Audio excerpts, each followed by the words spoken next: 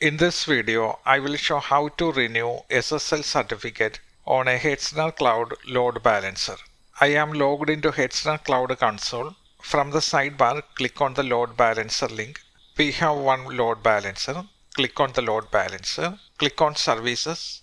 Here we have a service that is listening on port 443 and forwarding it to port 80. The SSL termination is done by the load balancer. To change the SSL certificate, click on the three dots, click on Edit Service. Here you can see the current SSL certificate. To add the new SSL certificate, click on the plus Add Certificates button. Here you can see the current SSL certificate that expires in 1 day. Click on plus Add Certificate button again. You have two options. One is Create Certificate. Click on Upload Certificate. I have the SSL certificate downloaded to my computer.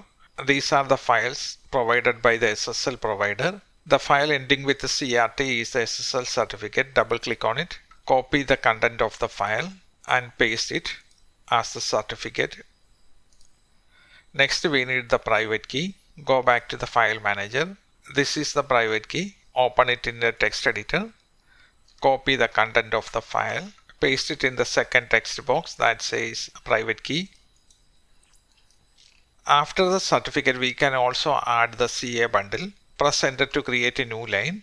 Go back to the certificate files. The file with the CA bundle extension. This is the certificate authority file. Open it in a text editor. Since the file extension is CA bundle, it is not opening in the editor. I will drag it to the editor. Now copy the content of the file. Paste it after the end certificate. Now save the certificate. We have new certificate 1 available here. It have a validity of 1 year. Let's remove the old certificate. To remove the old certificate, click on the red checkbox. Then click on Add one certificate. Now we have our new SSL certificate listed here. Click on Save Changes. This will update the load balancer with the new SSL certificate. Thank you for watching. Hope you find the video useful. If you like the video, please subscribe for more videos like this.